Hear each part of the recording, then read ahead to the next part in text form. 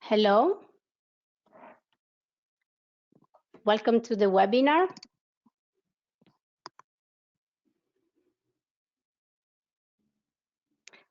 Just 1 second. I hope you can all hear me, just to check. Okay, great. I got the confirmation that you can hear me and you can see. Welcome to this webinar of TRA Lisbon 2022. This is the first of a series of webinars where we are going to disseminate and promote the TRA conference in Lisbon 2022, and I'm very pleased to open this series of webinars with myself. Indeed, my name is Manuela Flachi, so I work at Magellan, and we are the communication responsible for the conference of TRA for this edition 2022. I would like to give you a short overview of what is going to be, how is going to be this webinar of today, with the program. So at glance, who we have invited and who has accepted our invitation so kindly. I will start, so yes, 10 minutes brief presentation about what is TRA and setting the scenes. Then we will have our guest, first speaker, José Viegas, talking about the decarbonization for personal mobility. Then we will have Luís Picado from University of Lisbon, talking of the call for abstract and scientific session. Patrick Mercier from the Handisyde from the Commission, talking about the strategic sessions. We have also George Smyrnakis from WEGEMT, discussing and giving an overview of the TRA Visions competition, a short session of Q&A, so question and answers, 15 minutes, where you can ask all questions to our speakers, and then we'll close the webinar with Mafalda Dourado from the National Innovation Agency in Portugal. But first of all, just want to introduce to you the conference. So what it is, the objective, the main objective of the TRA conference in Lisbon and in general. The conference, what it is, yes, it is a forum for sharing the innovations, the technologies, and all the solutions, let's say, for the future mobility and transport. And we base, so TRA is based on the 3 pillars: the research and innovation challenges, so the scientific excellence, the latest technological industrial developments, and based, of course, also in cooperation between the different countries in Europe, but also with other continents. The concept, well, it's pretty straightforward, the conference program. We will have a series of sessions divided per category, so plenary, strategic, scientific, that we are going to hear about in a bit. Poster sessions, invited sessions, special sessions, but also we have an opportunity to witness the demonstrations. So we will have a demonstration areas, the living labs, the TRA visions competitions with the corresponding awards, the exhibition area, that's also an extremely important part for TRA, and a series of side events and technical visits. Of course, that's an opportunity for all of us for doing a networking and business-to-business also sessions. Latest fact, that's what I would like to announce. So the venue has been selected, and it will be in the Lisbon Congress Center, CCL,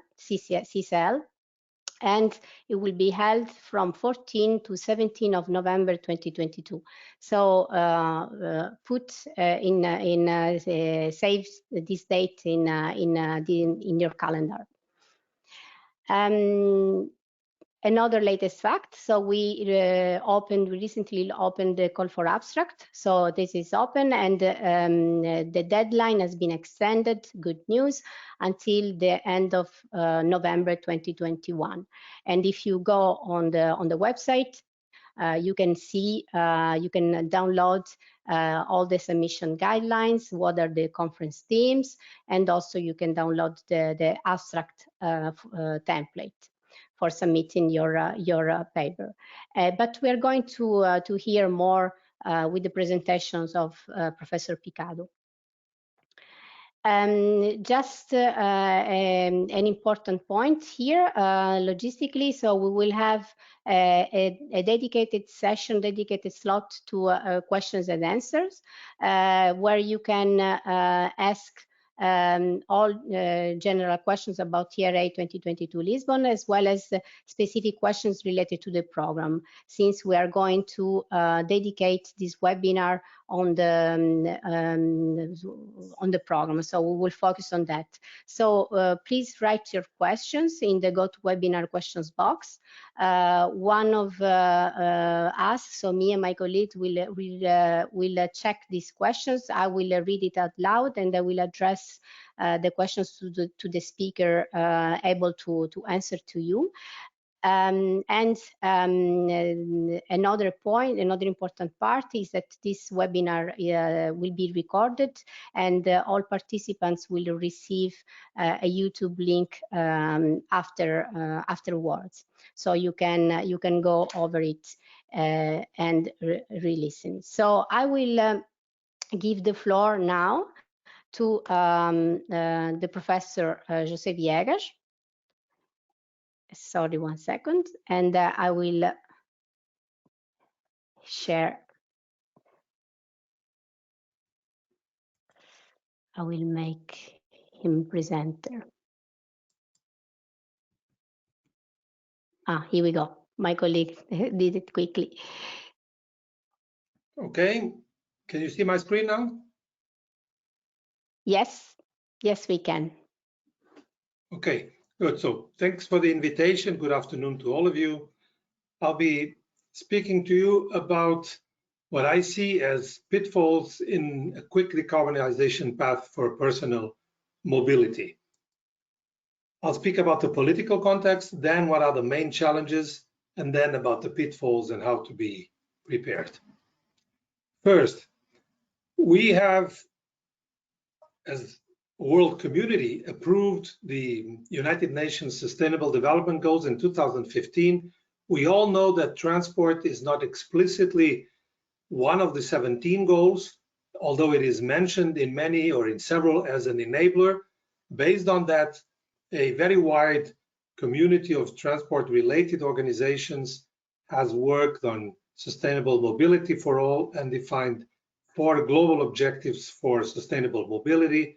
And these are universal access, efficiency, safety, and clean and green. And this has now been the object of systematic work for more than 2 years. I will not be speaking about that. But in the meantime, we've also had the Paris Agreement of 2015, And at European level, the Green Deal published in 2019, and more recently, the Fit for 55 initiative of the European Commission.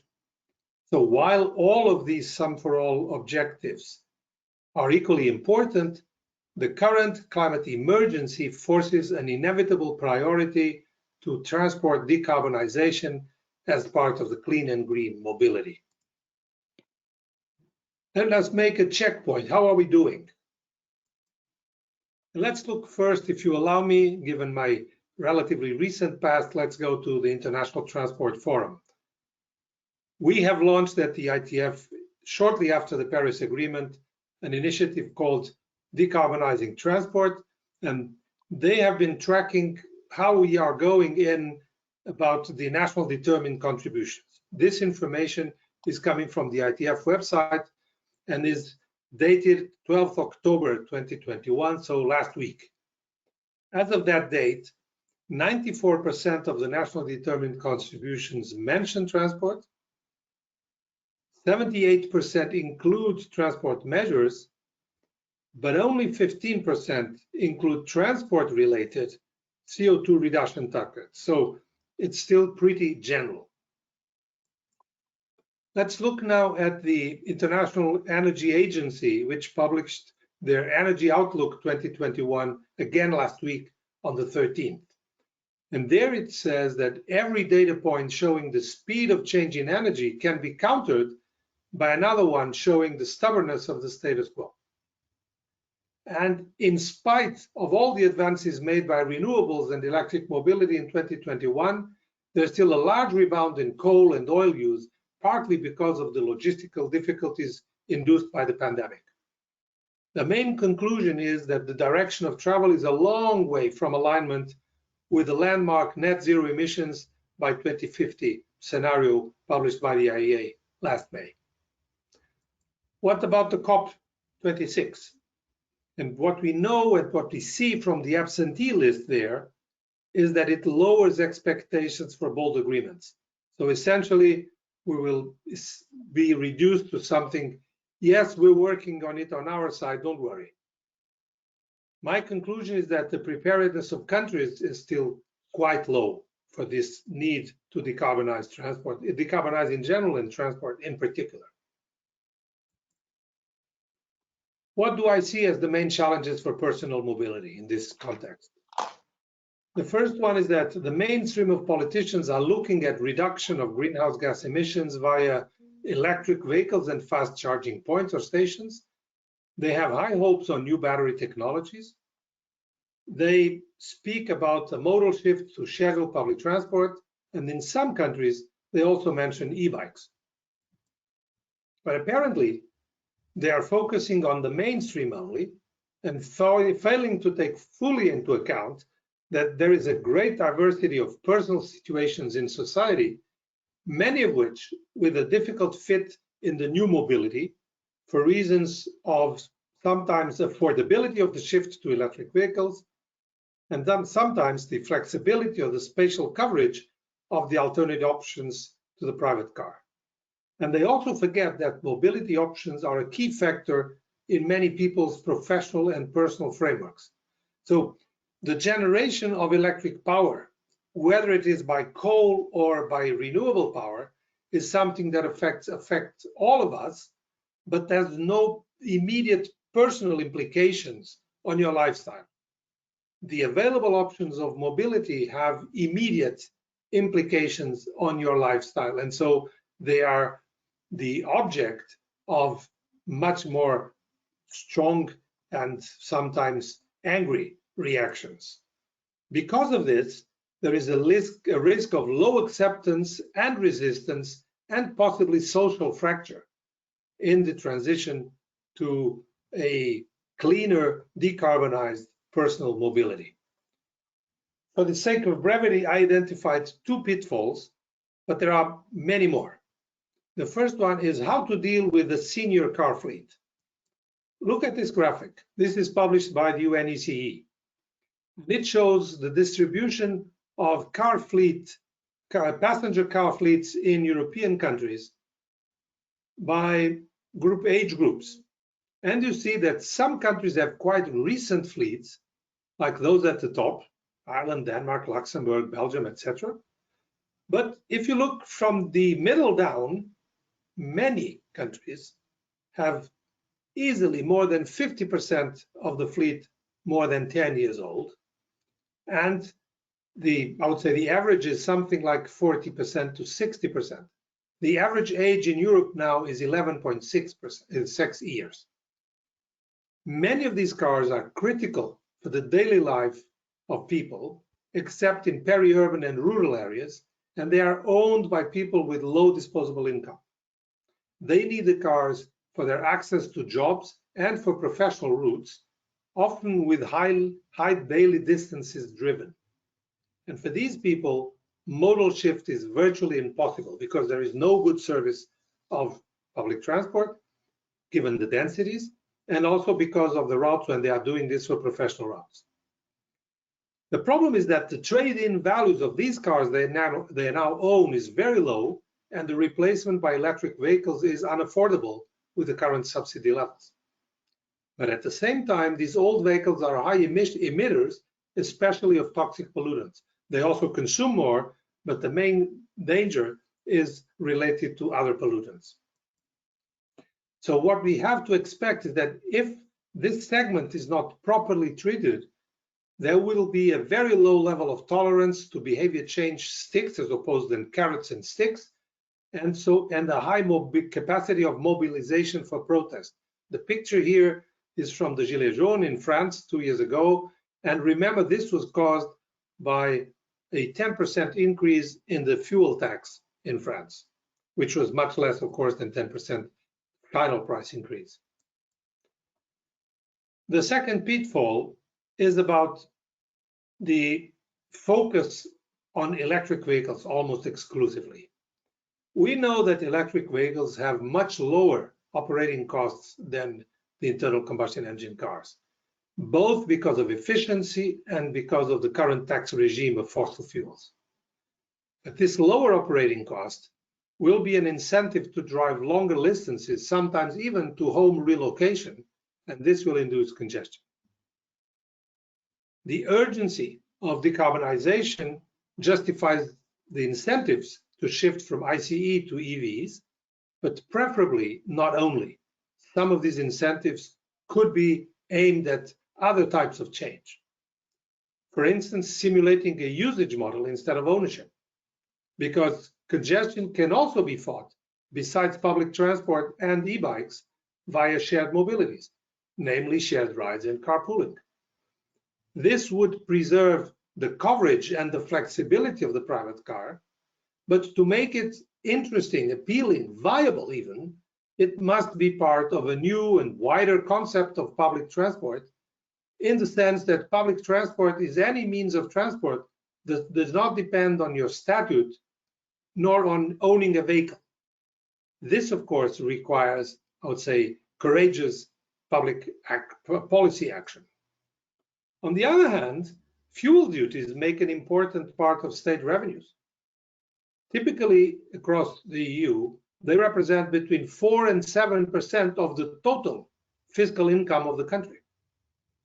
They must be replaced relatively soon because of the reduction in ICE vehicles, preferably by a smart distance-based charge with differentiated tariffs. This by itself creates a barrier because many people will not be willing to do that for fears of privacy invasion and whatever. This must be done while many ICEs are still active. And we have a communication challenge, because this can be seen as a double taxation of ICEs if they are charged with a road charge on top of the fuel duty, and as a stab in the back for the EV owners, because this will probably be interpreted as, after all, I was naive in getting an EV and now you start taxing me on that. So again, here there is a risk of strong protest for apparently incoherent decisions. To sum up, I would say also on the adoption of EVs, there are difficult choices regarding the policy mix and the timing of the various instruments. So how to navigate the transition? The transition will be difficult. Societies are complex. We have a big diversity of situations and interactions between the different segments. Many jobs and interests in general are in industries and services connected to mobility as usual. Many lifestyles have very difficult fits to the scheduled public transport, and poor transition management may create big tensions and compromise the effectiveness of this process. So we need significant research in support of policy decisions on this very complex problem. In my view, systems dynamics approach with fine agent segmentation seems indispensable. The core of the problem is very similar all over the EU, but with some diversity of parameters and even some different features associated with land use, social habits, and purchasing power. I don't see great value in a long-term forecasting model structure.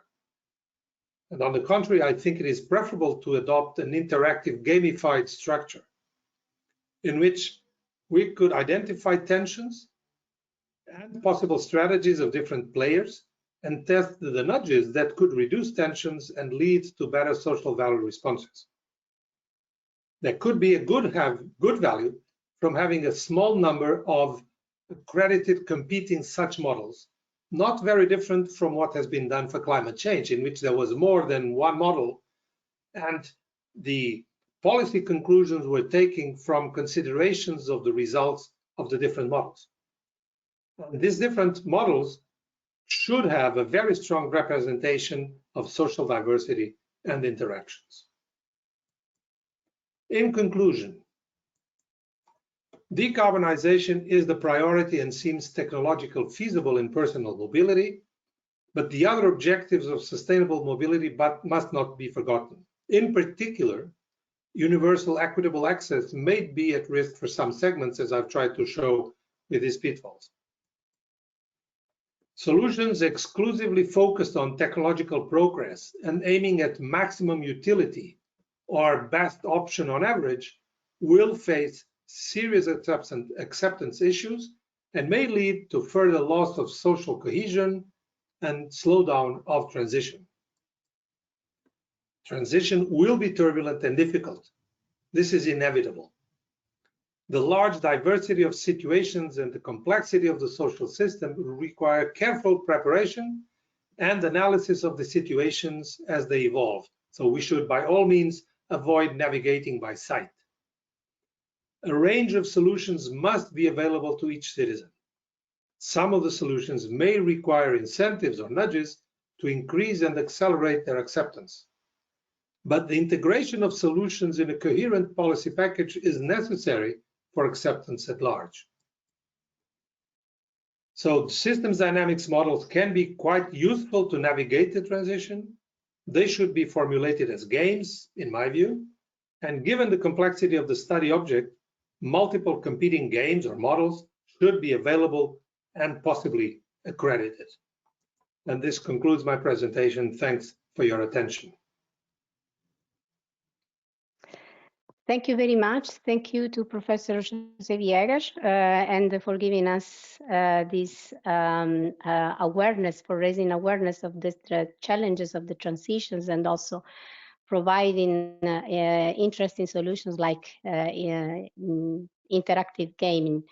So that could be indeed a way. I would like now to invite Professor Luís Picado from University of Lisbon, who will give us an overview of the call for abstract and a part of a program of TRA, so the scientific session. So Luís, the floor is yours, and we can see your slide. Just to put it in a full mode. Yes, perfect. Okay, good afternoon to everyone. Happy to be with you today. I'm going to give a brief conference overview, talking a bit, detailing a bit the program, the conference themes, and the call for submissions. You already saw the program described by Manuela, but let me just say that for each of the conference 4 days, we tentatively will have one plenary session with 1 hour, 1 hour 15, with 1 or 2 keynote speech, having protagonists, personalities of different sectors, keynote speech like the one that José Viegas bring to us today, discussing the hot issues related with transportation. In the day, we will have the so-called strategic sessions, 3 parallel sessions with the duration of 1 hour and 30, that we hope that will foster the know-how exchange among industry representatives, researchers, and policymakers. You will have more details in the presentation following this one. Then the technical and scientific sessions, composed by several parallel sessions, 2 times in a day, with 1 hour and 30 minutes plus 30 minutes for the poster sessions. Let we see how we can organize these sessions in function of the submissions, because these sessions are related to the conference teams, and the presentations will be done by experts presenting their work, research, or application in the transport sector, orally or as poster. Let we see in the end of the submission process. Then at several parallel sessions coordinated with the time frame of the technical and scientific sessions will be the invited / special sessions that will be proposed and organized by the transport community, decided by the organization, by the program committee, within an open call, and tentatively will offer topics and some other aspects that are not covered by the program in the technical and scientific sessions, as well as in the strategic and plenary sessions. Finally, the interactive sessions and side events, they were described by Manuela, from this vision to the technical visits, to the peer-to-peer coordinate talks, some other kind of presentations. For the conference teams, we have decided to have 4 main themes: smart solutions in society, green mobility and decarbonization, innovative infrastructure for Europe 2030, and policy and economics for a competitive Europe. These themes hopefully will include all the hot issues that are arising and that will arise in the future related to the transport sector. The teams, the team 1 is referenced to advances, and we hope that we'll treat advances in digitalization and creating the ground for more performant ITS solutions.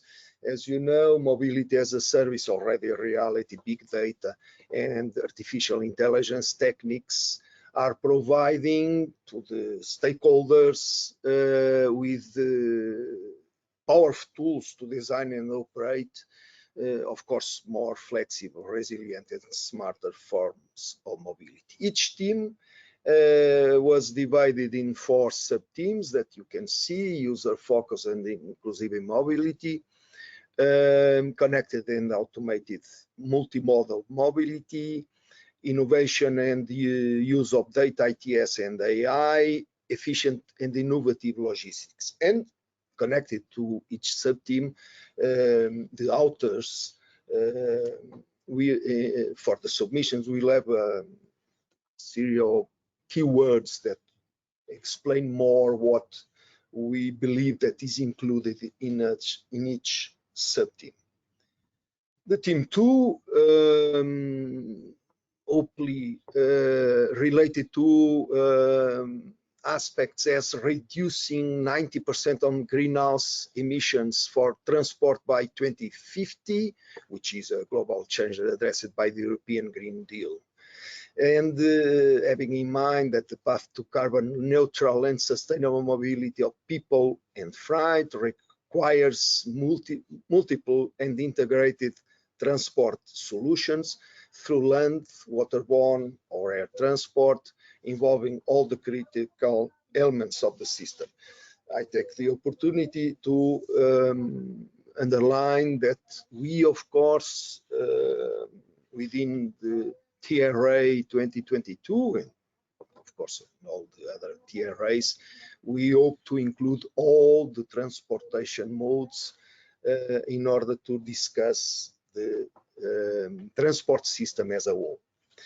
The sub-teams in this team, as you can see, are carbon neutrality and zero emission vehicles, energy efficiency, electrification and alternative fuels, sustainable interurban and urban mobility, and greening freight transport. For the team 3,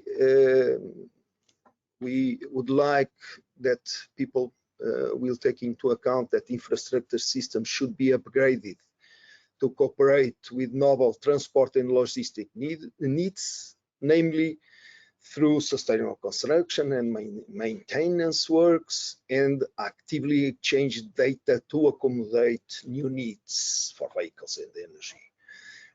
These goals should be attained in an operational, safety, secure and efficient environment for the whole chain. The sub-teams are single marker for TNT and the wider Europe, intelligent, resilient and cooperative infrastructure systems, innovative hubs, safety and security, and I underline again, for the whole chain, not only for infrastructures. Finally, but not the least, the team 4, the contributors should have in mind that economic recovery and resilient transport require transformative policies, collaborative planning frameworks, and enhanced financial tools for sustainable and smart mobility. In addition, innovative governance and business models will be called to support the emerging concepts and, of course, the technology. The sub-teams in this team are transport planning and policy for recovery and resilience, one of the hot issues for the moment in Europe, innovative business and governance models, internalization of transport externalities and pricing carbon, and supporting competitiveness and industrial policy. Finally, the call for submissions. Well, you already heard that we have the abstracts, the submission abstracts open until 30th of November. The contributions will be aligned, of course, with the conference teams. Could be of different nature, research or applied work and innovation experience. And the abstracts will and should be submitted by the Exordo conference platform. And in here, you can also select if you want to be on the TRA Visions competition or not. And you will have by George more details about this competition. The notification of the abstract reviewing will be done not later than 31st of January. And if the abstract is accepted, the work can be presented at the conference, either at podium communication or as poster, depending on a later decision by the reviewers. Submission of the conference papers should be done until 15th of April 2022, and once the abstract is accepted, the authors may submit a complete conference paper following the specifications, of course. I must underline, if the authors do not do this submission, the presentation of the work at the conference will be only guaranteed as a poster. The notification of the conference papers reviewing results will be done not later than the 30th of June.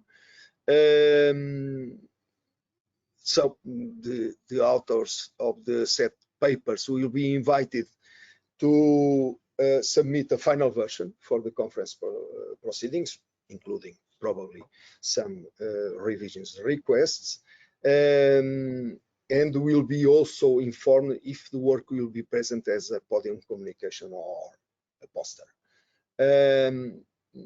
Finally, just to underline that, it's a normal thing in all the conferences, the acceptance of this decision by the author should be confirmed by following the specifications for the conference registration.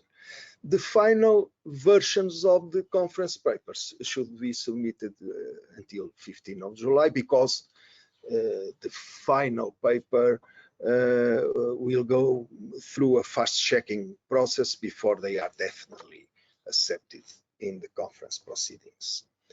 At the end, I would like to underline that it will be possible that selected papers in line with the special issues of the journals associated to the conference will be possible, like I said, to submit to these special issues.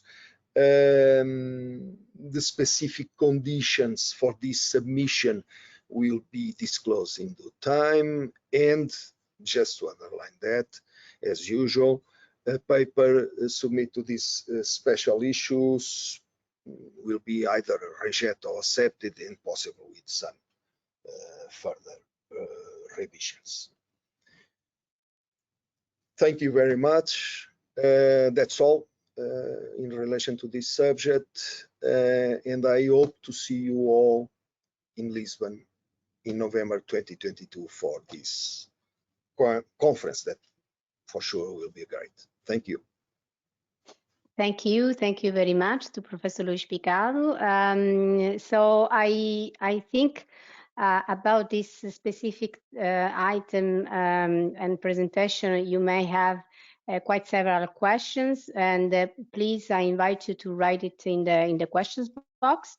And now I would like to move to Patrick Mercier-Handisyde, so from the European Commission, from the GRTD. Is our is the veteran, let's say, of the conference, so of TRA. So I will show his slides for him. So let me, please tell me if I'm showing the correct slides, the correct screen. Yes. You can go forward, yeah. Full mode. Okay. You can move the next slide already, Manuela. Thank you very much, and yes. Good afternoon, everybody. So I'm going to present now to you the strategic session for TRA 2022. First of all, I would like to thank you for being here with us this afternoon, and I'm happy to represent the Commission there. As you may know, the Commission is a co-organizer of the TRA conferences together with the local host, and next year it will be, of course, our Portuguese friends. So we're organizing the conference together with the support of different stakeholders. And now I'm going to present, and when I say about the Commission, we present different services. I mean DG Move, DG RTD, but also the GRC, and also our agency, CINEA. So now I will move to the next slide to present the different sessions that we have, including the strategic sessions. So if you can move to the next slide, Manuela, please. So yes, we have different we have different type of session, and it was mentioned by Luís just before. Thank you. And I will not repeat that in detail. We have the plenary session opening each day of the conference, and the strategic sessions, which are to address major innovation field and convey political messages. And I will go in more detail in a second. And finally, the scientific and technical session, as was presented by Luís, with based on call for abstract and papers. And finally, the invited session. In the next slide, you will see what are exactly the type of stretch session we envisage to do and what is their scope, in fact. So their aim is really to address major innovation field and also to convey policy messages either by industrial or research entities, on which are linked to the theme of the day. And as mentioned by Luís, there will be 3 parallel stretch sessions every day following the plenary session.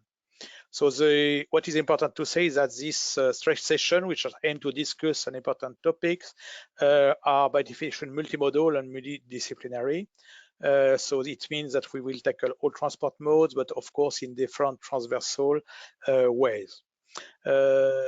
What is important to say, and you will see that in a second, is that the session teams are as much as possible related to the transport policy priorities of the strategy for sustainable and smart mobility, which was published in December last year by our colleagues from DG Move, which set the scene for the next year on the mobility activities, and also in parallel and combined to the EU research and innovation policy. All these track sessions are being built by different organizations, which are part of the program committee, which is chaired by Luís Picado.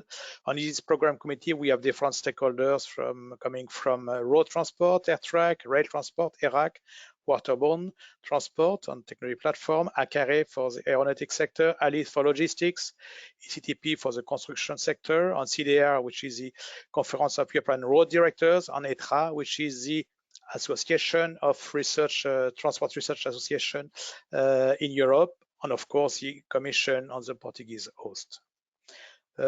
Going in more detail, I will go by day on the different session. Can you move to the next slide, please? So if on the first day of the conference, the team, as was mentioned, was Lisbon of the day one will be on smart solution on society, and there will be during that day 3 main parallel sessions. The first one linked to the flagship 9 of the strategy for smart and sustainable mobility will be on inclusive mobility for all, affordable and accessible and fair, which include both rural areas. I think it's echo very much with the conclusion of José Viegas in his conclusion to have an inclusive mobility for transport. I think it's important also to make the new mobility affordable and accessible for all regions, so it's not only for person, but of course for region and for all type of passenger, including those with reduced mobility. The second main theme for stretch session will be related to CCAM, which means connected and autonomous mobility for all. This will be, in fact, not only for road transport, but for all transport modes, and will include all business and operational societal aspect and user needs. You have to know that we have already in Horizon Europe started to launch a partnership on CCAM, which is so a very important topic also for the Commission and for the industry. The third team will be on innovation, artificial intelligence and data management for smarter mobility. And this is linked with the flagship 7 of the strategy for sustainable and smart mobility. For example, we would like to tackle topics like supporting the deployment of drones or further action to build the European Common Mobility Data Space. If we move to the next slide, on the second day of the conference, this is the second main theme, which will on green mobility and decarbonization. This is, of course, a key political priority, as was mentioned before, with the, of course, the European Green Deal, but also with the Fit for 55 package, which had been announced last July. And the team is on boosting the uptake of different type of vehicles, vessels, aircraft, but also including the system approach with renewable and low carbon fuels on charging and refueling station. And this is related really to the flagship 1 of the mobility strategy. The second team will be related to urban areas and cities and citizens, action to reach climate neutral cities by 2030. And of course, this is really linked to the new tools that we have launched in Horizon Europe, which is a mission on cities, on climate neutral and smart cities. It is also, which is what is important, the idea is really to have 100 climate neutral cities by 2030. This is one of the key milestone of the strategy on smart and sustainable mobility. The third team that we would like to develop for the second day is on innovative concept on services for zero emission mobility of people and logistics, both in regional and rural areas. This is really related to the flagship 3 of the mobility strategy. So the idea would be there to make interurban and urban mobility healthy, sustainable, for example, by improving high-speed rail, but also developing city logistics business models. Next slide, please. On day 3, which is related to innovative infrastructure for Europe in 2030, we have 3 sessions as well. The first one is on enabling smarter and safer transport operation through innovative ways to tender, design, and build, and maintain and recycle transport infrastructures, which would include both the electric and digital infrastructure. So it's infrastructure in the wider sense. The second session, which is really linked to the flagship number 2, is on sustainable ports and airports. You may know that we have launched during the last call of Horizon 2020, there was a Green Deal call where we have launched an important topic on ports and airports. So it will be a very important topic to discuss during the conference. The next topic, which is not necessarily related to infrastructure, but it's more on safety, on new approaches of human behavior, human-machine interface, and safety analysis across all transport modes. And this is related to the flagships 10 of the mobility strategy. And the idea there is really to bring deaths close to 0 by 2050, in particular for road transport, but it would cover all transport modes, of course. Next slide, please. This is the last day of the conference that would be related to policies and economics for a competitive Europe. The first session would be related there to life cycle assessment approaches on circular economy to enhance sustainability and mobility solutions, also including the tendering process. And also it could be included to assess the environmental impact of transport related to these activities. The second theme is more on, I would say, research policy related to open science in transport. And the idea is really would love to have a coordination also at not only at European level, but at worldwide level, and maybe a link also there with the Transportation Research Board in the US in particular. Then the third theme is more related to supporting the competitiveness and industrial policy through EU public-private partnerships. As you know, in Europe, we have launched several co-program and institutional transport partnerships. And the idea is really to discuss how to work together and to reinforce really the single market and the competitiveness of the EU industry. We have launched, for your information, in Horizon Europe, 11 transport-related partnerships under the Cluster 5 of Horizon Europe. So quite something to discuss, and also the collaboration between the partnerships. That would be an issue also to discuss. So in short, if we move to the next slide, I think it is the last one. I would like to thank you very much. And I hope it gave you in a glance what we intend to discuss during the conference, and also to together with all stakeholders to discuss and have some conclusion on real way forward to discuss these topics after the conference as well. Thank you very much. Thank you very much, Patrick. This was indeed quite useful to have all this information and these insights according to the strategies, of course, the policies. And now I will give the floor to George Smyrnakis from WEGEMT, and also in charge of coordinating the TRA Visions competitions. So this is quite linked, of course, to TRA Lisbon 2022. So we can see your screen, George, and we can also see you. Perhaps you can put it. Wait a second. In a slide mode.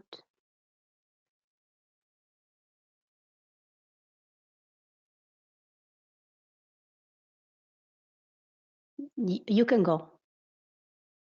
Okay, so thank you very much for the introduction. So I will try to be quick on covering the slides. The idea is to give you an overview about the two different competitions that we are organizing in to be executed during the TRA conference in Lisbon. And the first one is the Young Researchers Ceremony. So for the Young Research Ceremony, the Young Researchers Competition, we set out to students the same research goals and research areas that the TRA conference uses for the call for papers. So this has been covered by the previous speakers, these four main pillars. And indeed, in our competition, we try to ask the students to address these four main issues and their subtopics, as it is the case for the papers that are being submitted to the main conference. So we have a good alignment there. We also address the same transport modes, which is road, rail, waterborne, air, and cross-modality separately. So in effect, for the Young Researcher Competition, we are running in parallel 5 competitions, each competition targeting its own respective mode. The competition is aimed at university and technical institute students, which are at their final year or at their early stage PhD. And it presents a great opportunity for the students to showcase their work in a very prestigious event like the TRA conference. And indeed, I will show you at the end some images from previous editions. We have a deadline of receiving student projects by end of November 2022. This will likely be updated to include the full academic year, as we have now more or less put the TRA conference to happen in later on. So who can submit projects is, as I said, bachelor students and MSc students at their final year, as well as early PhD students. They can be group students or individuals, and groups up to 7 people, and only 1 entry is accepted per team. We have a specific evaluation process, which is consisted of 2 evaluation steps, one happening remotely and one during a shortlisting workshop, which we normally organize in Brussels. And yeah, these are the deadlines, but as I said, this will be updated to include the full academic year. The evaluation criteria is that we're looking mostly at the scientific merit and the novelty and how it addresses the solving of new and upcoming problems in the transport area, the impact, the potential impact of the project, and also the presentation. We also secure every year 10,000 euros per mode from industrial sponsors for the awards of the 3 winning teams. So in this case, where we have 10,000 euros for road, 10,000 for rail, for waterborne, and so on. We have our website, travisions.eu, which has all the information, as well as the entry point for any students wishing to participate this year's competition. And I will cover quickly also the senior researcher competition. Again, we cover the same research areas that the TRA is aiming at. And indeed, as it was explained by the previous speaker, we also encourage people who submit the paper to the TRA to also use this work, this research work of theirs, in to join the senior researcher competition. And we also have the same transport modes, and it is aimed at senior researchers but specifically involved in EU-funded projects in the field of transport. And of course, all the transport modes that we mentioned. The winners are invited to join the TRA, and they are paid tribute, and we honor them with their awards during an event that we organize with the host. And again, we have the deadline for that, for the submission, which will be more or less November 2021, but this will be extended likely to a few months later as well.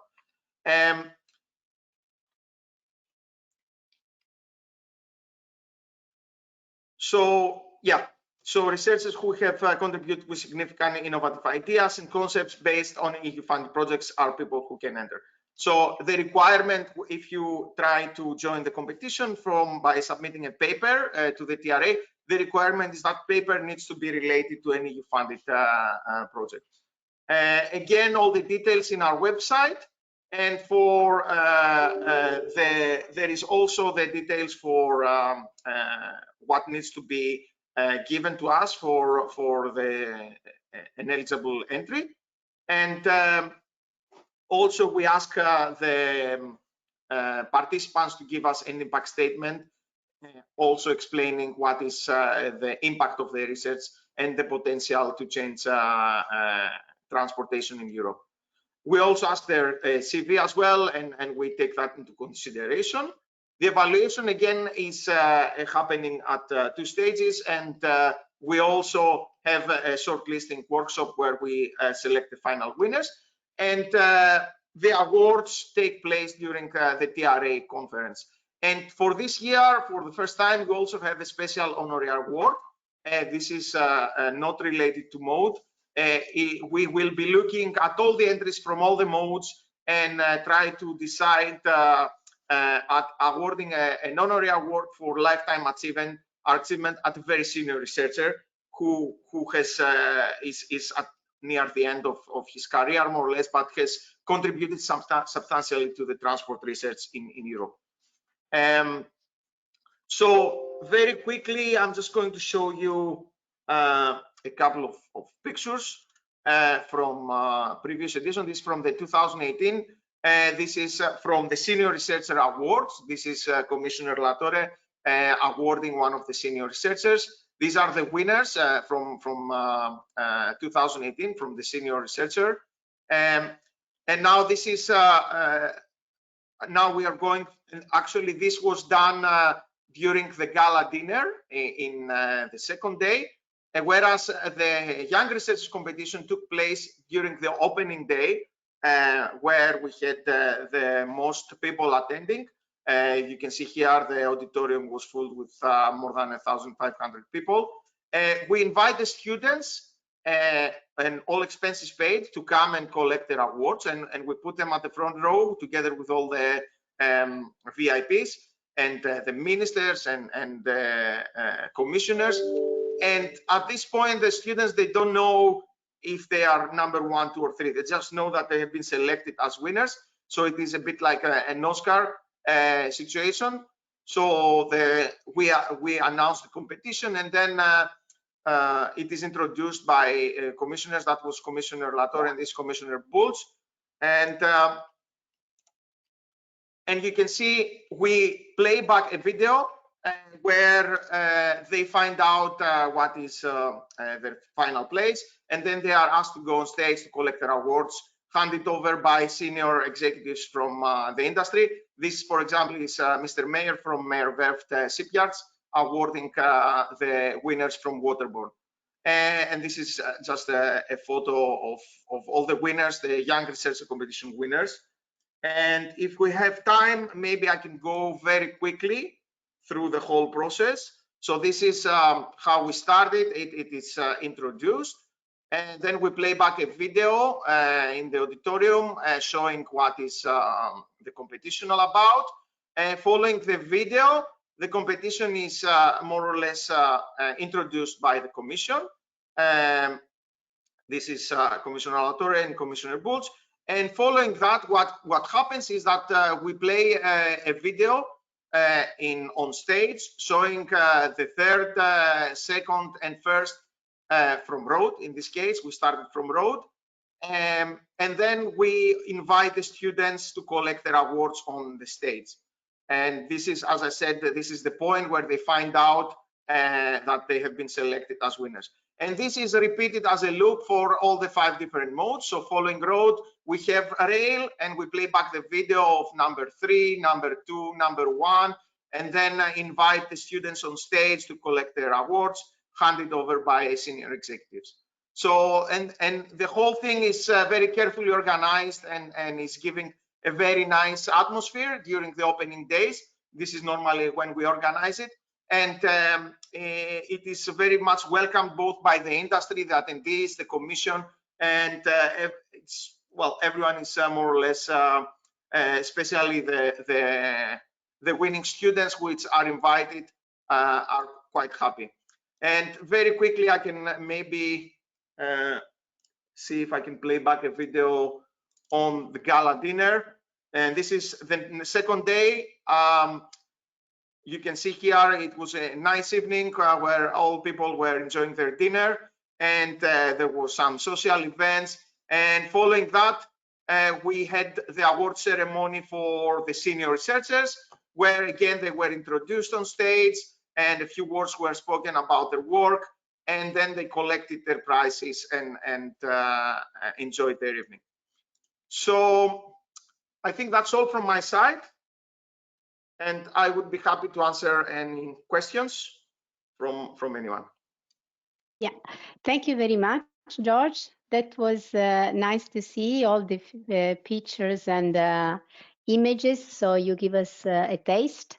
Now it's the moment of questions, the session dedicated to the questions and answers.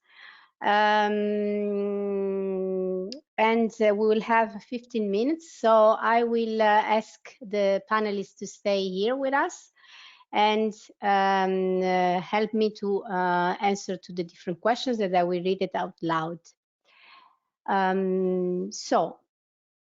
Yes, first of all, first question. So are you going to provide to us the slides? I see that my colleagues already replied to you. Yes, we will send all the slides and the YouTube link. So I will also open my webcam. Here we go. And the YouTube link, so you can see the recording afterwards. Then we have a first question related to the application. So can researchers who are currently applying for ERC grants still participate in the competition? Who can answer that? Yeah, if it's for the senior research competition they are referring to, the requirement is that they are already involved in EU-funded projects. So their work is related to existing EU-funded projects. So if they are applying to register in the senior research competition, but they just submit it and they don't know the result if they have been awarded the EU-funded or not, then this is not an eligibility criteria. And then maybe Patrick can confirm that if that's fine. Thank you, yeah. George. Yeah, so Patrick confirmed. Okay. Second question: how can startups participate in the exhibition? Is it invite only or open to anyone? This one I can also reply. So it is open to anyone who is interested to show, to be in the exhibition. Of course, there will be a call for submission, and that will be opened next year. But this is yes. So the question, the answer is yes. You can participate, of course. Then, how do you register as a reviewer to help rank papers submitted to TRA? Luís, yeah. So how do you register as a reviewer to help rank papers submitted to TRA?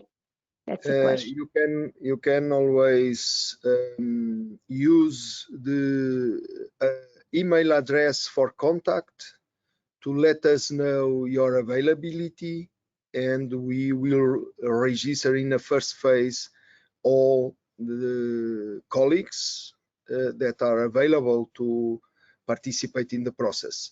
We are in the first stage of organizing all these aspects, but we will be happy to receive that intention and to register the intention and to go after that afterwards, indicating where the colleague could help us in the reviewing process.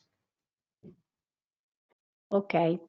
There's also the email that we put it in the answer. Another question is a little bit longer, so 1 second, and I'll go here. Okay, so regarding the conference proceedings, this is the conference proceedings. Are they open access? Our organization is considering writing a paper as part of a research project. However, the project management stipulates that the publication is open access and may be published on the project homepage. Well, that is a decision that was not yet made, but we will seek that the conference proceedings are available to all the people. But in this moment, the only thing that I can stress is that the conference proceedings will be available to the registered participants. Okay, another question. What does it mean no later than 31st January 2022? Could abstract acceptance notifications arrive earlier? How much earlier? I will say that in the last week of January, okay? We can send earlier that kind of notification, but of course it depends a bit of the line chosen by the author. If I can say, on the team, sub-team, and the availability of the reviewers at that line to answer to earlier to that aspect. Okay, another question that I skipped, I didn't look at it. Shall the conference be available to everybody, or would it be limited to those vaccinated and others would be banned from attending? Okay, this is a good question indeed. Honestly, so I can answer to that, but perhaps also Patrick, you can help me. I think nowadays, wherever you want to participate in a conference, you have to show either a test result or a COVID certificate. Otherwise, it's not like you're not really banned, but they don't let you in. And I think here we need to see what are the regulations in place also in Portugal at the time that the conference is occurring. So in November 2022. So let's hope this will not be the case, but this is the situation right now. Another question. I don't know if any of you object this vision, but I think this is the most the current practice right now. If the conference was tomorrow, will be tomorrow, that was like that. Yeah. So in November, this situation may change. Okay, another question. What place do you envision in TRA 2022 for shipping and R&D for shipping decarbonization?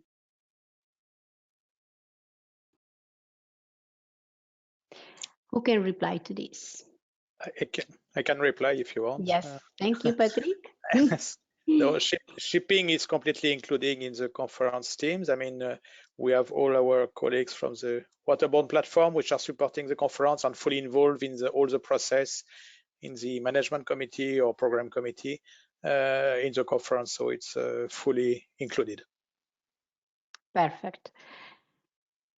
Another question. This is the last from the audience. When can applications for scientific and invited sessions be sent? We set the deadline to do that by the end of this civil year. Okay, so by the end of December. Okay, so by the end of December, yes, so in 2021 still. There is a question that I skip. One related to the exhibition we already talked about. Yes, it is open, and one related to the registration fee. Where it is, should be here. Someone is asking if there is a registration fee. Yes, of course. This conference has a fee because we are going to listening and to network with experts in the field. So of course, yes, a fee, and that the details will be let's say displayed and described later on and disseminated also through our media. I think we finished with the questions, unless there are some new more that I didn't see it. But I also have one that I can ask. No, 1 second, because I want to give the priority to the audience. So there is one from. Yes, here we go. This one from Rita. I do not know if this was mentioned during the abstract submission section, but are literature reviews eligible for abstract submissions? Yep. Of course, that kind of submission go through all the process, and we will see. But yes, the answer is yes. If the Okay. One question that can be addressed to all of you. So Patrick and Luís, not all of you. It's an internal question. So regarding the program, what actually are the main differences compared to the previous edition for the program of Lisbon 2022? I will say, sorry, Patrick, can I start? Please start, please. Of course. I will say that you can't see many difference from at least the 2 previous conferences, but we are making an effort to, for instance, put together the former invited and special sessions that have different treatment. We are putting together these sessions. We are reunite all in a call all the proposals and then make the decision in order to better tune, if you want, the sessions that will happen with the technical sessions and all the other sessions, strategic plenary session, in order to have we hope a better coordination in what is offered to the participants. Patrick, if you want to. Yes, maybe I will put it in another angle. I fully agree with you, Luis. I think the main difference compared to the previous conference, the previous one was in fact a kind of hybrid conference on one cancel at the last minute. It was TRA2020 in Helsinki, so it was only a virtual event. But I think the difference is in terms of the topics that will be covered as well. We had a big pandemic which happened in the last 2 years, and it will have and it still has some consequences on the mobility of person, but also in terms of the logistics. And I think that will be at the heart of the discussion that we will have, how we will transform the transport system in the future.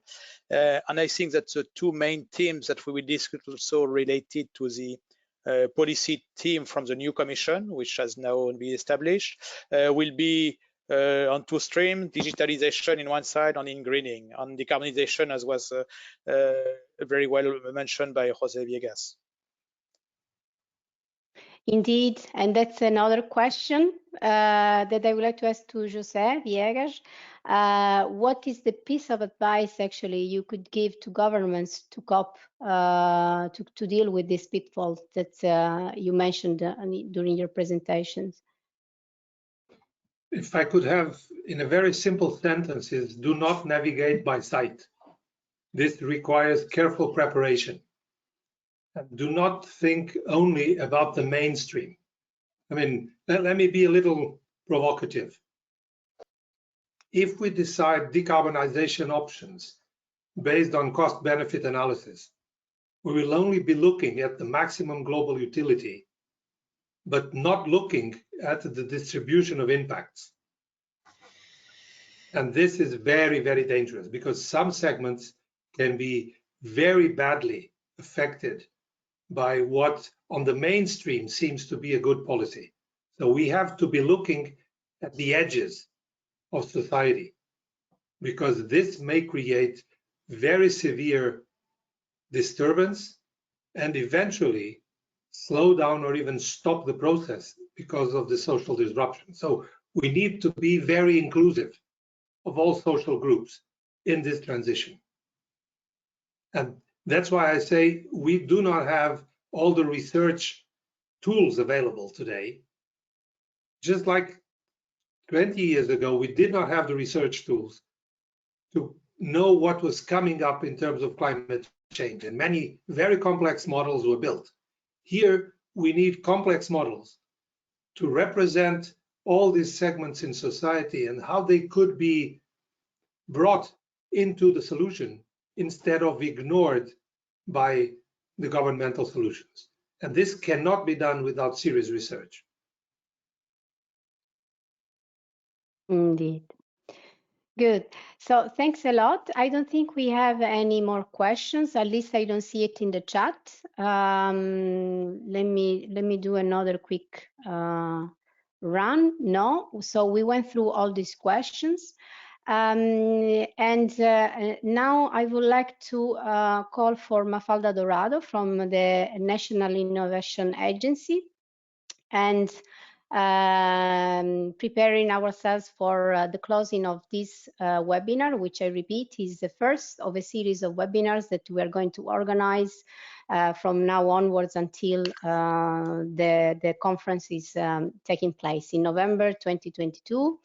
And you are more than encouraged, of course, to attend, to participate, and to visit beautiful Lisbon. So I will give the floor to Mafalda and ask her also to open the webcam so we can see you, or everybody can see you, and I'll mute myself.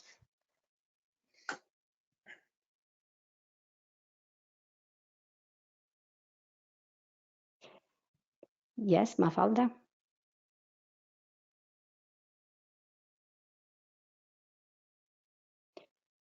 We cannot hear you.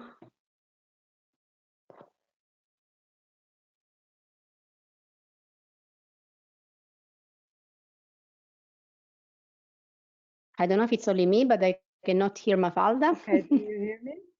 Now yes, okay, good. Okay, good afternoon, everyone. It's a pleasure being on behalf of Annie, the chair of the TRA conference, and it's quite of emotional to share with you the first sneak preview of an event that is going to be great, and mostly answering to one question that was there before. It's going to be presential, and it's going to be safe, and it's going to be a great opportunity to be in Lisbon in a personal way. I would like to thank very much Magellan for presenting the venue and the concept, and for alerting for the call for abstracts that is open. It was a pleasure to see José Viegas, and a privilege to listen to him talking about where we are now, where we are going, and the utmost need of integrating solutions and working on solutions with each other. Luís Picado showed us a little bit of the scientific content of the conference, and we are very pleased to have him with us. Thank you, Luís. I am in the conference call. I call you after, okay? Patrick, I was listening to you. Patrick presented us the structure of the whole conference, and it's just a little, a very, very, very tiny vision of what we are going to see in the future. And TRA Visions is opening up for more visions. Thank you all for being here on this first webinar that is the first of many, and as interesting as this one. But last but not the least, I would like to share this important idea concerning TRA. It is the meeting of science and industry, and that's the strong part of TRA, where industry and science together contribute to policy and to innovative solutions for our future. So thank you very much for this moment. We wait for you. Thank you for having been there on the other side, all these people that are participating in the webinar. We are looking forward to see you here in Lisboa, but in the meanwhile, let's share these little moments where we show you a bit of how TRA is going to be. Thank you, everyone. Thank you, Manuela, for your work. Thank you everybody. So the webinar is now over. Okay.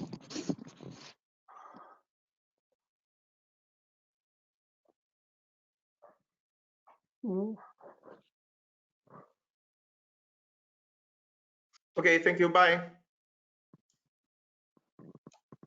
Bye bye, everybody.